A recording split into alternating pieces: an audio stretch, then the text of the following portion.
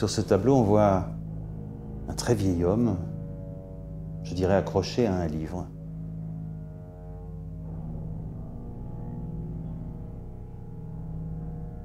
D'un côté la lumière, de l'autre côté l'ombre. Et dans la zone intermédiaire, des formes, des créatures, des drapés, des voiles peut-être, des fantômes. En tout cas quelque chose qui jaillit de cette semi-obscurité. Le visage du vieil homme est dans la lumière, il est accroché à ce livre, accroché d'une façon particulière. Une main tournée vers le ciel comme s'il l'offrait, une main la paume vers le bas comme s'il s'y accrochait. Comme rempart sûrement contre l'ombre, contre les créatures, contre l'obscurité, peut-être contre l'obscurantisme.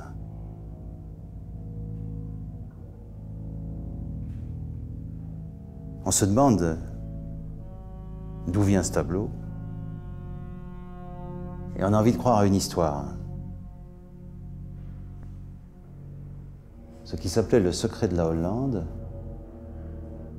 en 1654, c'est un immense dépôt de poudre souterrain qui abrite environ 90 000 livres de poudre et qui va exploser le 12 octobre 1654 au-dessus de la maison d'un peintre.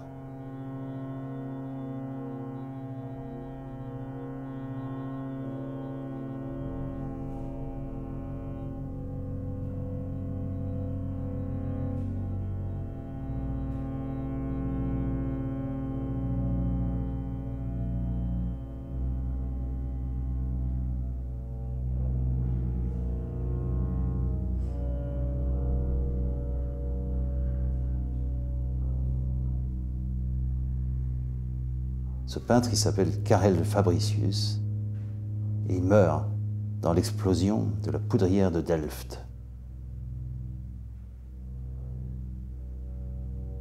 500 maisons sont détruites tout autour. Mais la sienne, son atelier, brûle. La plupart de sa production brûle. Et dans les ruines, on trouve ce tableau, ce vieil homme accroché à son livre.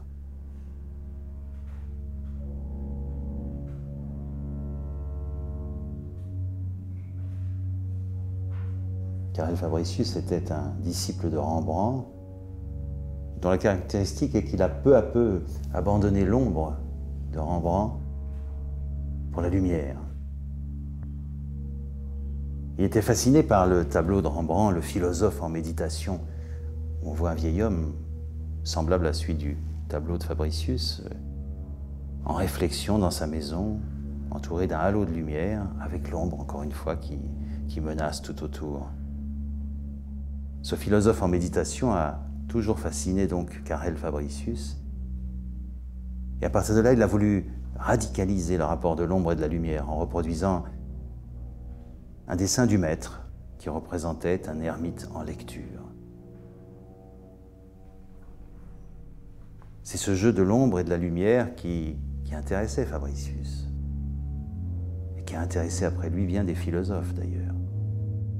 La mort, l'ombre, la méconnaissance, autant de thèmes qui fascinent les philosophes.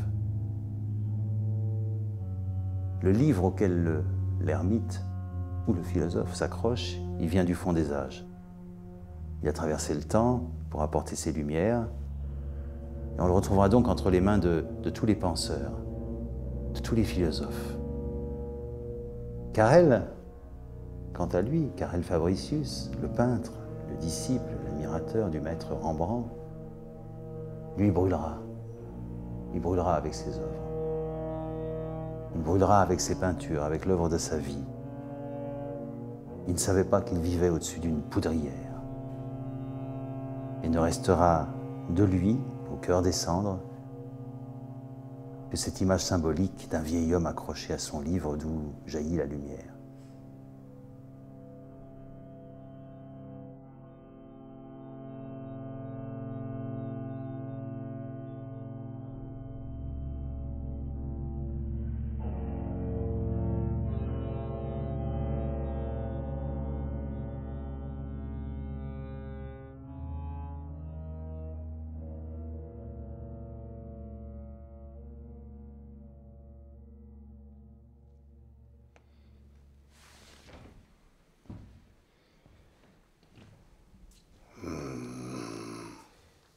Banquier?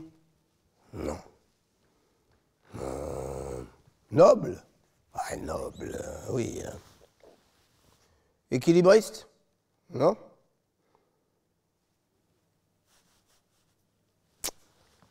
Marchand? Connétable? Cavalier? Barbier? Coiffeur? Bourreau? Où est-ce que vous avez trouvé ce verre? Étonnant,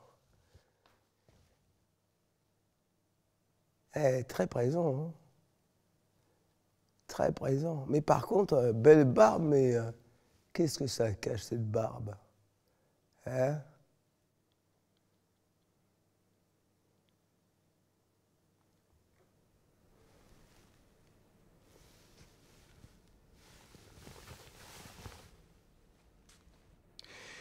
Abderrahmane Loupi a été un très grand navigateur.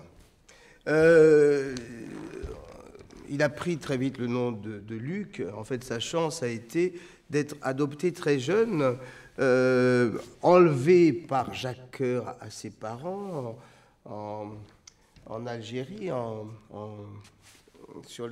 dans les montagnes. Il venait d'un petit village dans les montagnes avec sa sœur jumelle. Farida, qui s'est fait rebaptiser Isabelle. Ils ont été adoptés par une grande famille vénitienne et ils ont pu jouir de toute l'éducation qui était apportée aux jeunes nobles à l'époque. Et ce frère et cette sœur étaient extrêmement liés. On soupçonne que peut-être d'une passion quasi incestueuse. Je crois que c'est en fait ce trouble que provoquait l'amour pour sa sœur, qui a été jusqu'à faire son portrait, d'ailleurs l'unique portrait qu'on garde de ce grand navigateur, qui a poussé Luc à partir, à s'embarquer, à devenir grand capitaine de vaisseau et à parcourir les 7 mers jusqu'à ce moment extraordinaire dans sa vie, c'est la découverte de l'île de Pâques. C'est un événement qui a retenti énormément, qu'on peut le voir d'ailleurs dans ses yeux. Il y a cette chose très, très profonde qui vient de la prise de contact avec un mystère ancestral. Et forcément, il y a quelque chose effectivement chez lui qui a toujours été à partir de les statues, 1954, l'art ancestral de sa sœur. Oui. On a d'ailleurs pensé que c'était Luc qui naviguait, qui peignait, ce qui est très difficile, parce que très difficile de faire de la peinture sur un bateau. Et alors, Luc s'est fait passer pour le peintre, alors que c'est sa sœur qui était vraiment une très très grande artiste picturale et qui a laissé cet unique portrait, en fait, qui est soi-disant un autoportrait. Donc, mais ça n'est pas un autoportrait, vu que c'est Luc peint par Isabelle. Hein, et ensuite, toute cette famille a périclité, quoi. Isabelle est morte de la syphilis, contractée par un des fils Borgia, et Luc, le pauvre, en a perdu la raison, et là, il s'est éclipsé vers la Sibérie, dans une quête de sainteté. Il a été le disciple d'un starets vers Sébastopol d'abord, et puis ensuite beaucoup plus loin.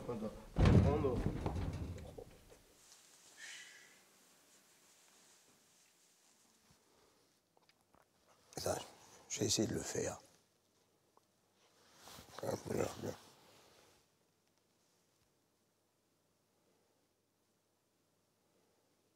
C'est pas ça. C'est difficile, hein, comme ça.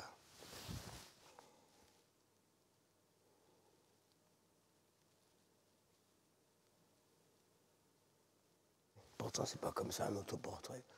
C'est l'autoportrait, le peintre, autoportrait, il regarde.